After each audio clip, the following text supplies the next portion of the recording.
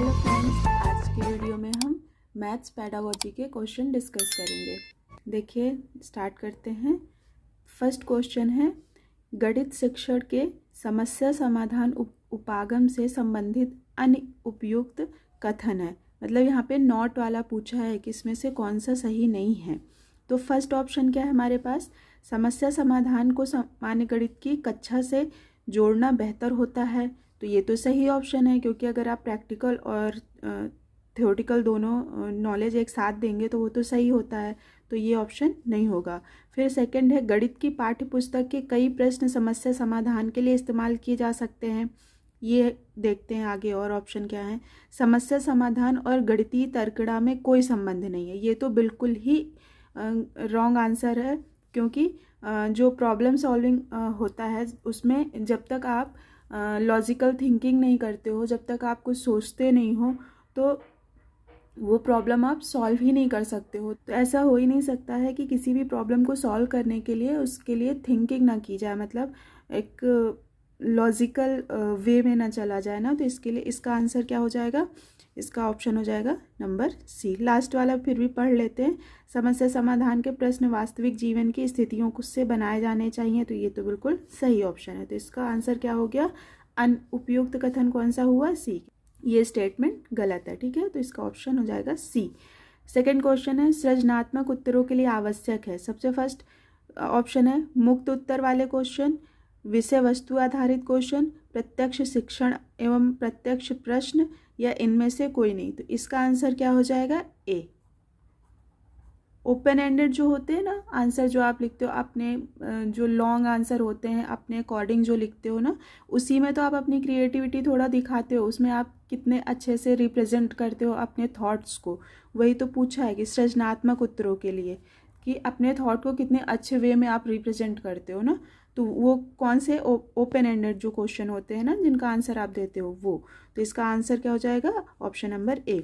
Third question है, शिक्षकों को अपने विद्यार्थियों की त्रुटियों का अध्ययन करना चाहिए, क्योंकि वे प्रायः भिन्न प्रकार की पाठ्यचर्या की आवश्यकता पर बल देती है, योग्यताओं के अनुसार समूह बनाने हेतु दिशा निर्देश देती है। सी ऑप्शन है, उनकी ज्ञान की सीमा को निर्धारित करती है, या फिर डी, आवश्यक उपचारात्मक युक्तियों पर बल देती है। तो इसका आंसर क्या हो जाएगा, option number D. Next question है, अन्वेषण विधि का अन्य नाम क्या है। स्वयं सीखने की विधि, समस्या समाधान विधि, व्याख्यान विधि, या खेल विधि। अन्वेषण मतलब कुछ खोजना, कुछ रिसर्च करना, तो उसका सेकंड नाम क्या हो सकता है, स्वयं सीखने की विधि। क्योंकि आप कुछ सर्च करके उसमें जो भी मेथड अप्लाई करते हो ना, कोई भी चीज़, तो उस खुद से सीखते हो, बहुत सारी चीज़ें खुद से ट्राई करते हो सर्च करने का। तो वो उसका सेकेंड नाम क्या हो गया, स्वयं सीखने की विधि। नेक्स्ट क्वेश्चन है, निम्न सिद्धांतों पर विचार कीजिए। ए है करके सीखना, जीवन से सीखना, सहयोग एवं सहचार्य से सीखना। अब ये पूछा है कि ये तीनों जो स्टेटमेंट है वो किस सिद्धांत से संबंधित है। तो फर्स्ट क्या है, खेल विधि से, परियोजना विधि से, व्याख्यान विधि से, इनमें से कोई नहीं। तो देखिए, खेल विधि से तो नहीं है। सेकंड क्या है, परियोजना विधि।